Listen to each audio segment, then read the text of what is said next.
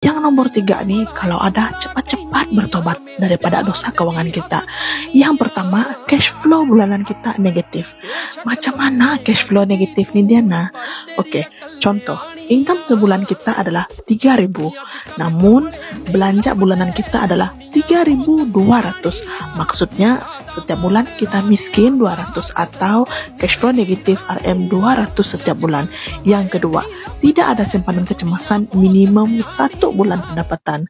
Oke, simpan awal bulan, akhir bulan, korek lagi balik itu duit. Simpanan memang tidak pernah lekat.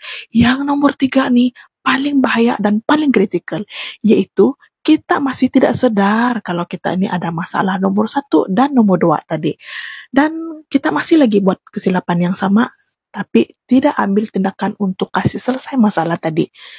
3 tanda keuangan kita dalam keadaan tidak sehat.